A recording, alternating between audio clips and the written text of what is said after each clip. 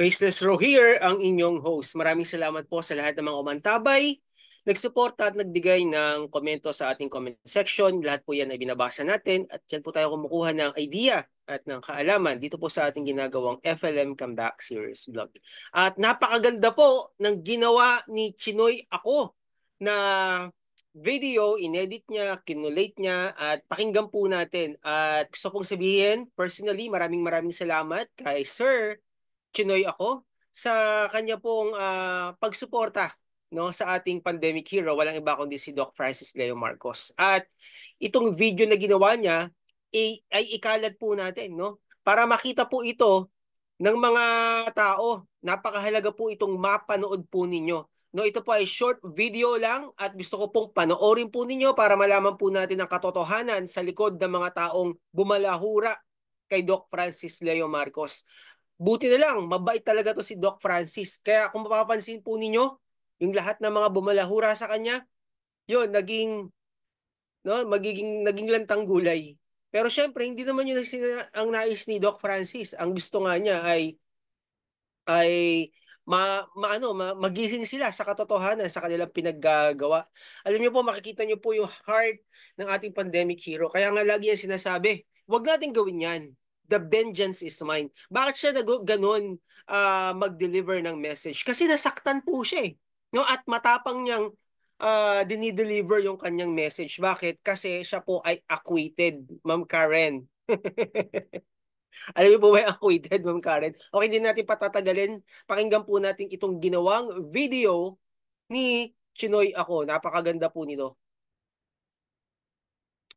Guys, check lang po natin ha ang ating sound.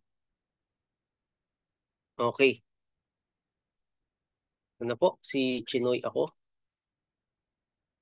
Ay, minumura ka na eh. Nilalait-lait ka na. Puta, 3 taon nila niyurakan yung pagkatao mo. Ano yung sasabihin mo sa kanila? I love you? Aba, kalokohan yon.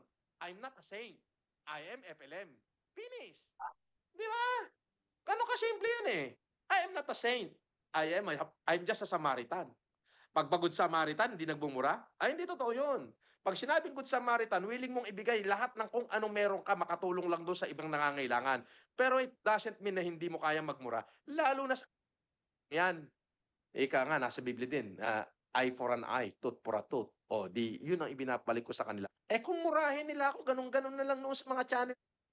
Yan eh. Dapat kung Alam niyo, sa totoo lang po, matindi po yung pag pumunta po kayo, and I do not advise this, no? Pag pumunta po kayo sa mga sa mga bumabanat, no, tumitira sa mga basher ni Doc FLM, hindi niyo po masisikmura yung mga nilalagay po nila rong mga ano yun, mga video.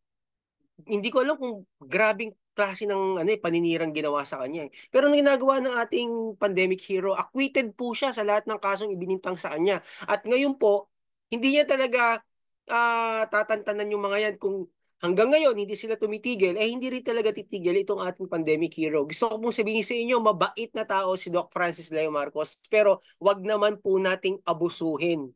Okay, wag po nating abusuhin. Okay, tuloy po ang ating pakikinig. Ayan pala yung mukha ni Yama.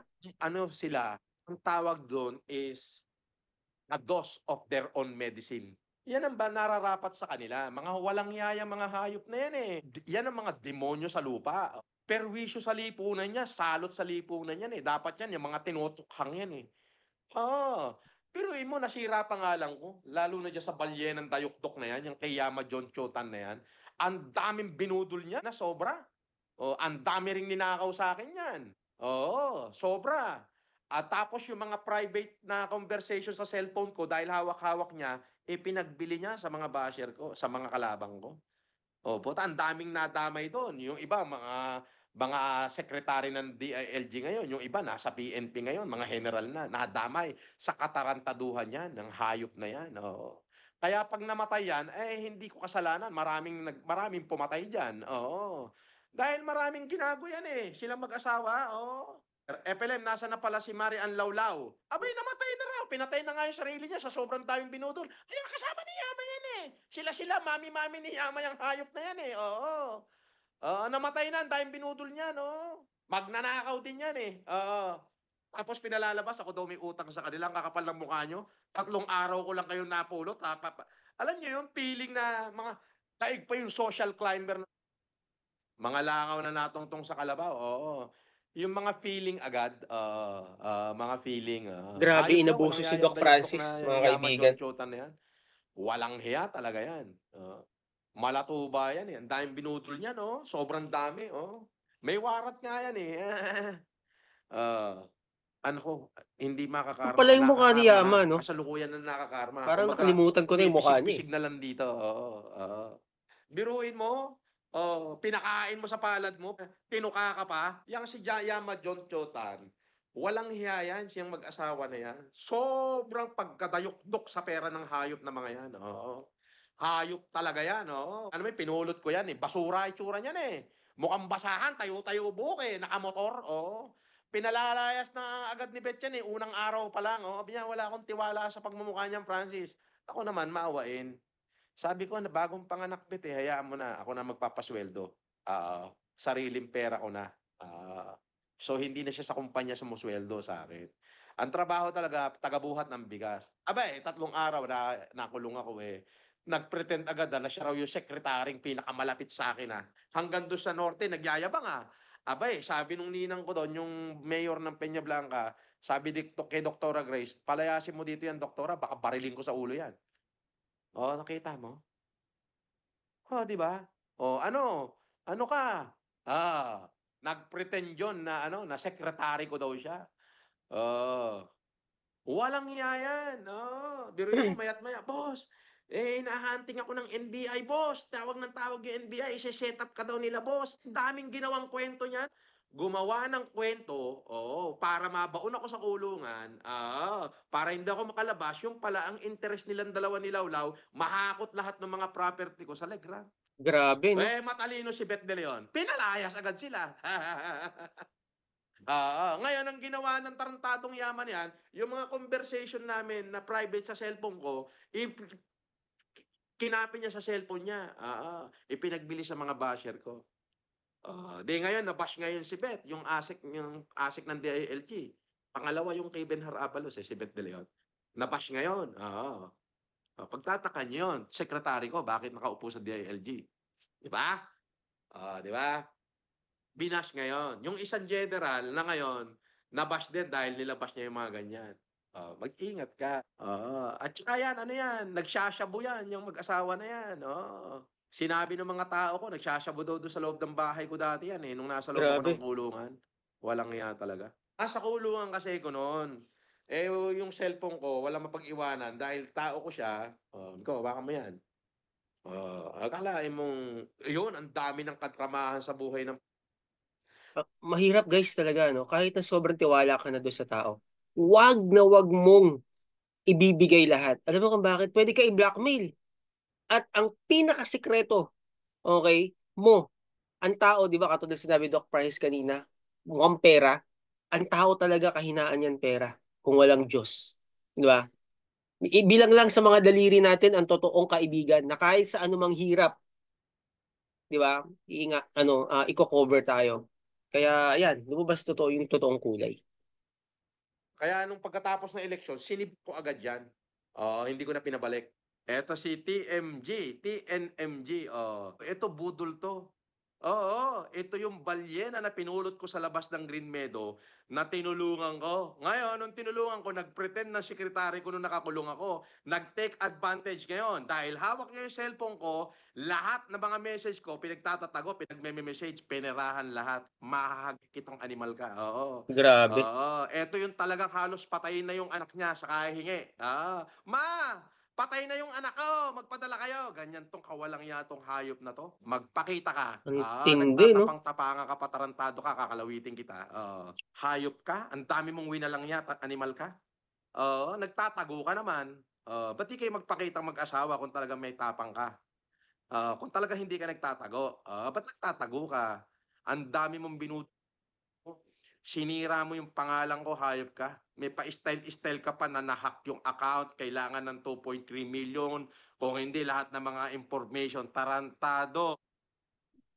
yung mga dinamay mong tao na nakaupo ngayon sa gobyerno, kakatayin ka nun, i-stylean mo pa ako, tarantado ka. Buti sana ako na lang tinira mo, ang dami mong tinira, ang daming pinerwisyong tao. Tindi, grabe. Oo. Buti nung nakalabas ako naipaliwanag ko sa kanila na yung cellphone ko nasa'yo. Oo, yari ka. Diyan na yung simula ng wakas mo, hindot ka. Oh, ang dami mong winalangyang animal kang palyena ka, dayuktok ka talaga. Hayop ka. Wala kang pagtataguan, animal ka. Hindi masahol ka pa sa magnanakaw. Alam mo yon? Oh, hihingan mo yung supporter ko, halos magkandamatay na sa sakit, balyena ka. Alam mo, pag nakita kita ng personal, ikakaskas ko yung mukha mo sa espalto. Hayop ka, hindi mo ako kilala. Nakita niyo ba guys yung personal na pagsasalita ni Doc Francis? Totoong totoo eh. Hindi mo pa pwedeng pasubalian na hindi totoo yung sinasabi niya. Yung diretso niyang pagsasalita. Pag-aralan niyo po yung kanyang pagsasalita.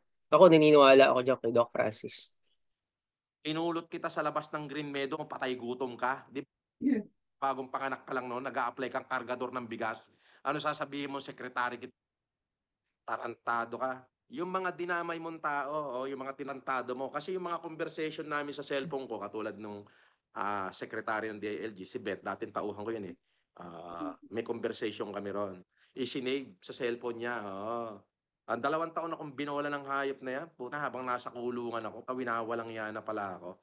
Oo, ang dami mo pang ninakaw sa Legrand, ang dami mga ninakaw doon, yung mga gold frame ko doon. Huwag kang mag-alala, madadampot ka rin, oo. Pati ang asawa mo adik 'yan 'no, nagsashabu 'yan, oo.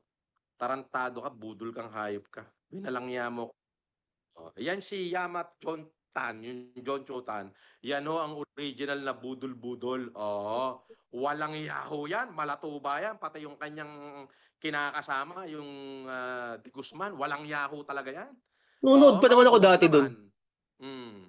Loko pala yun. Subscribe po natin si Chinoy ako. Maraming maraming salamat, sir. Ayan, ang ganda nung kanyang vlog, no. Okay, guys. Think magiging maayos pa Tingnan rin yung natin to. working relation. Stop natin. Ba't tayo napunta dyan? Okay. Maraming maraming salamat, sir. Chinoy ako. Napakaganda nung kanyang collate, edit ng video. Kaya saludo tayo sa mga ganitong vlogger na pinopromote yung tao na tumutulong sa maraming mga Pilipino. Salamat po, Sir Chinoy ako. At okay, balikan natin si Doc Francis. Kung paano po siya magsalita, tignan niyo po yung kanyang mata, yung kanyang expression. Talagang yung heart niya, no, totoo na nagsasabi ng mga nangyari sa kanya. Kaya kung ako sa mga bumalahura kay Doc Francis, ngayon pa lang, baguhin niyo na po yung pag-iisip ninyo. Dahil napakahalaga po na sa panahon ngayon po ay panahon pa rin ng recession. Mga taong tumutulong, wag po nating hilahin pababa, wag nating siraan. Okay po? At nais ko pong sabihin sa inyo na marami pong nagmamahal sa ating pandemic hero. At nais ko pong sabihin sa inyo na napakaganda po ng kanyang mga advokasya. Hindi lamang sa Luzon, Visayas, Mindanao. Okay? Sa lahat ng mga tao, I think na mga lumalapit sa kanya na may magandang puso, tinutulungan po niya yan. Mga taong nasa dulo ng laylayan, tinutulungan niya yan. Kaya itong mga nambalahura sa kanya, kaya itong mga nanira sa kanya, and-expose niya ngayon at makita naman natin na may panahon din tong mga to. At kung ako sa inyo, babaguhin ko na yung aking mga style, yung aking mga ginagawa. Okay?